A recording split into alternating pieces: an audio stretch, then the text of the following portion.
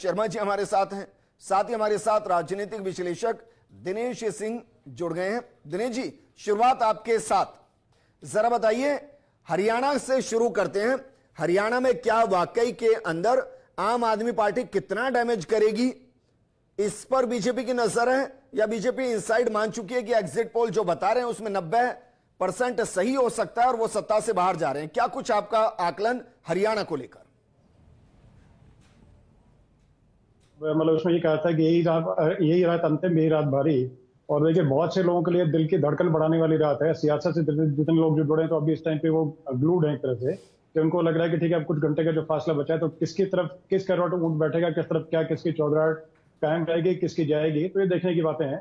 और कुछ घंटों के बाद हमें देखने को सब चीजें मिल जाएंगी क्लियर। तो देखिए, अभी जैसे कुछ अहम चीजें अगर देखी जाए तो जैसे अब मतलब कुछ पत्रकार साथियों ने जिन्होंने जैसे कि सर्वे किया और ग्राउंड पे जाके लाखों लोगों के सैंपल जैसे लेकर के और उनसे पूछताछ करके सब जो एक आकलन निकाला, तो हमें देखिए उनका भी सम्मान करना पड़ेगा, क्योंकि देखिए उन्होंने एक तरह से पूरा दिन और रात एक करके और चुनावी समय में लाखों लोगों से जो बातचीत करके उसका जो निष्कर्ष निचोड़ निकाला, उसके मुताबिक देखिए हरियाणा और जैसे कि जम्मू कश्मीर दोनों की अगर बातचीत करें तो दोनों में देखिए एक तरह से बढ़त उसमें दिखाई जा रही है कि कांग्रेस गठबंधन जो है उसको, जैसे कि जम्मू कश्मीर में, और उसी तरीके से कांग्रेस जो है उसको अगर पत्रकारों की बात को और विश्लेषण की बात को या ग्राउंड रिपोर्ट की बात करें या सर्वे की बात करें, उसके हिसाब से 50+ के आसपास दिया जा रहा है। उसके साथ क्वेश्चन मार्क लगा करके अगर बोले कि ठीक है क्या यही रहेगा आंकड़ा, तो ये बातें देखिए उसमें कुछ घंटे का फासला है। लेकिन उसके साथ साथ ये चीजें रहेंगी कि मतलब जैसे कुछ चीजें थी कि जैसे अपने तरीके से अगर कांग्रेस ने अगर एकजुट होकर लड़ा है तो देखिए मतलब आंकड़ा का जहां तक रहेगा यही रहेगा। लेकिन उसके साथ अगर जैसे कि वोट काटने वाली चीजें कुछ जगह, क्योंकि जैसे पिछली बार का 2014 का बोले या 2009 का बोले और या 2019 का बोले, तो उन तीनों में विजेंद्र जी करीब करीब 25 सीटें ऐसी थी जिसपे कि मतलब बहुत थिन मार्जिन के साथ में जीत और हार का अंतर था। करीब 5000 वोटों से हार और जीत तय हो गई थी। तो उन पे क्या रहेगा। और दूसरा क्या है कि इस बार मतलब जो विभिन्न चीजें हैं कि जैसे पहले सर्वे की जाट और अन्य बिरादरी और उन सबको लेकर के चुनाव था, इस बार का चुनाव थोड़ा भिन्न रहा। उसमें क्या रहा कि दलित कार्ड है वो भी मतलब सामने आया, क्योंकि करीब 21-22% के आसपास वोट्स हैं जो दलित कमांड करते हैं, और करीब 17-18 सीट हैं जो सीधे तरीके से उसमें सीधे मतलब रिजर्व है, और सीधे तरीके से उसके अलावा 2-4 सीट और भी हैं। तो उसमें देखिए शैलजा जी उनका असर भी है, जैसे इस तरीके से हमारे भाजपा में जैसे उसमें लोग हैं या अन्य जैसे कि और जो सीट्स हैं, मतलब हर तरह की चीजें। तो जो भी जैसे लोग हैं उस तरीके से अपने तरीके से, जैसे गठबंधन बीएसपी का, चंद्रशेखर का जेजेपी के साथ में, तो ये इस तरीके से ये गठबंधन किस तरीके से क्या कर पाएंगे वो सब देखने की चीजें हैं।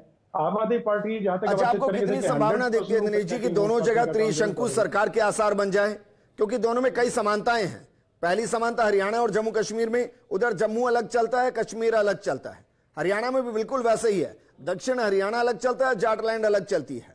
वहां 370 हटाने का मामला जिसको राष्ट्र से जोड़ा गया, और हरियाणा के अंदर किसानों के 3 जो कानून लाए गए थे उसको राष्ट्र के साथ जोड़ा गया। हरियाणा में एक और फैक्टर काम करता है सर, हरियाणा में फैक्टर काम करता है महिला अस्मिता, क्योंकि साक्षी मलिक, विनेश फोगाट और बजरंग पूनिया ने जिस तरीके से नैरेटिव सेट किया, क्या वो जमीन पर आया? बिल्कुल ऐसे ही 35A का जम्मू कश्मीर में हटना, ये बहुत अलग आइडियोलॉजी के साथ का चुनाव है सर, और ये एस्टेब्लिश करेगा कि कौन सी आइडियोलॉजी को जनता पसंद कर रही है।